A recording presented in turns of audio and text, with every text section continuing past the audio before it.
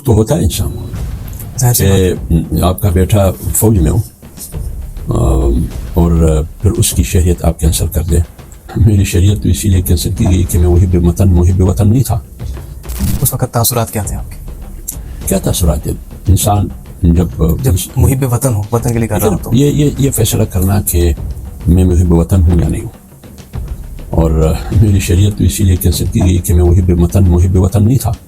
تو محب وطن جب نہ ہو، وطن دشمن ہو، اینٹی اسٹیٹ ہو، اس کو یا غدار کا لیبل لگایا جاتا ہے یا اس کو زندگی سے ہاتھ دھونا پڑتا ہے. اور یہ پہلی بار ہے کہ میری شہریت کینسل کی گئی. یہ ایک نئی اقدام انہوں نے اٹھایا. تو یہی تھا کہ میرا بیٹا اس وقت کاکول اکیڈمی سے 1 سال پہلے وہ وہاں سے فارغ ہوا تھا ایز اے لیفٹیننٹ کیپٹن کہتے ہیں، سیکنڈ لیفٹیننٹ حیثیت میں.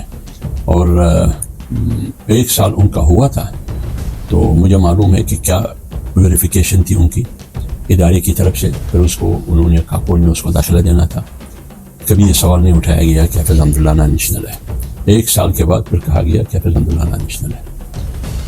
مجھے پتہ تھا کہ اس کے پیچھے کوئی معقولیت نہیں ہے جو میری نیشنلٹی کینسل کی گئی ہے. تو اس پر تو کوئی دکھ نہیں تھا کہ معقولیت نہیں، صرف طاقت ہے اس کے پیچھے. اور بنیادی جرم کیا ہے میرا؟ وہ یہ کہ اسٹیبلشمنٹ سیاست میں مداخلت نہ کرے.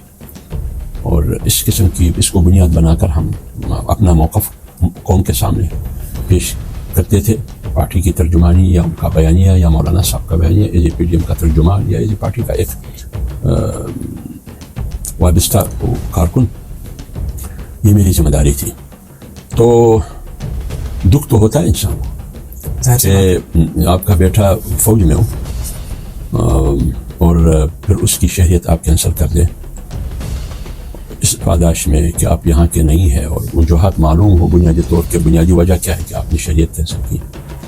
تو اس پر انسان کو افسوس بھی ہوتا ہے اور دکھ بھی ہوتا ہے. لیکن ذہنی طور پر میں اس کے لیے تیار تھا کہ اس جنگ میں موت بھی آ سکتا ہے، اس جنگ میں قید اور بند صحبتیں بھی آ سکتی ہے، اس میں کچھ بھی ہو سکتا ہے. پہلے سے تیار تھے؟ پہلے سے میں ذہنی طور پر تیار تھا.